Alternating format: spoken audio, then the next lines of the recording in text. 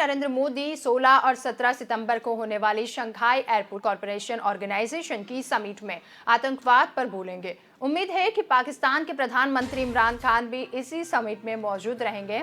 तो रिपोर्ट के मुताबिक ताजिकिस्तान की राजधानी दुशांबे में होने वाली इस समिट में मोदी खुद ही मौजूद नहीं रहेंगे। मोदी वर्चुअली इस समिट में अपनी स्पीच देंगे और संयुक्त राष्ट्र सुरक्षा परिषद और यूनाइटेड नेशंस ह्यूमन राइट और काउंसिल में दिए गए भारत के स्टेटमेंट को दिखाते हुए माना जा रहा है कि मोदी की स्पीच में तालिबान का जिक्र नहीं किया जाएगा।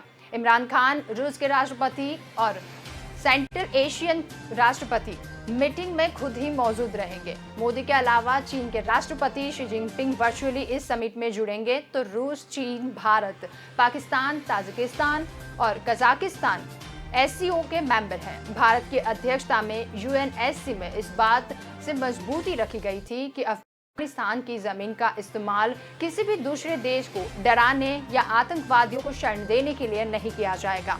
यह भी कहा गया है कि तालिबान अपने उस वादे को पूरा करेगा जिसमें कहा गया था कि अफगानिस्तान में सभी विदेशी नागरिक सुरक्षित बाहर भेजे जाएंगे। तो 25 सितंबर 2020 में इमरान खान ने यूनाइटेड नेशन जनरल असेंबली में मोदी सरकार की आलोचना भी की थी। उन्होंने कहा था कि कश्मीर से अनुच्छेद 370 हटाए जाने वाला फैसला गलत है। उन्हें आरोप भी लगाया था कि बाबरी मस्जिद को ढहा गया था। 2002 में गुजरात दंगों में मुस्लिम को मारा गया और 11 शिनजिंग के लिए कितना तैयार चीन पीपल्स लिबरेशन आर्मी के बारे में दुनिया के पास ज्यादा डिटेल्स नहीं है। कम्युनिस्ट चीन ही नहीं अपने सैनिकों का आंकड़ा जारी कर रहा है और सैनिकों का इस्तेमाल किए जाने वाले हथियारों की जानकारी देता है। ऐसे में अमेरिकी आर्मी की तरह से जारी किए गए एक दस्तावेज से चीनी आर्मी के पीएलए के कई राज सामने आए हैं। अमेरिकी आर्मी ने चीनी आर्मी से जुड़ने के लिए दस्तावेज को रिलीज भी किया था और यह डॉक्यूमेंट 252 पेज का है। इसमें चीनी सेना की संरचना और क्षमता के बारे में बताया गया है। दस्तावेज की अमेरिकी आर्मी में ट्रेनिंग के लिए डिजाइन किया गया है और इसी की मदद से कोई भी चीन की आर्मी के बारे में स्टडी भी कर सकता है।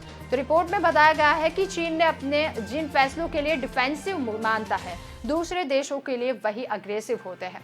दक्षिण चीन सागर में आर्टिफिशियल टापू बनाने के लिए फैसला इसका सटीक उदाहरण है। हालांकि दस्तावेज में सिर्फ चीन ही थल सेना के बारे में बताया गया है और अमेरिका का यह रिपोर्ट 20 साल तक चीनी सेना के लगातार वॉच करने के बाद तैयार की गई है। तो इसके मुताबिक चीनी सरकार के इस समय आर्मी पर पैसे खर्च करने के पुराने हथियारों को नए नाम में बदल रही है। उम्मीद है कि 2035 तक चीन अपने सभी पुराने हथियार को बदल देगा और चीन की आर्मी मिलिट्री वकील के मामले अमेरिकी आर्मी से भी आगे है। चीन के पास 18 रिजर्व बल की टुकड़ियां भी हैं, लेकिन इनके युद्ध के हिसाब से तैयार नहीं माना जा सकता।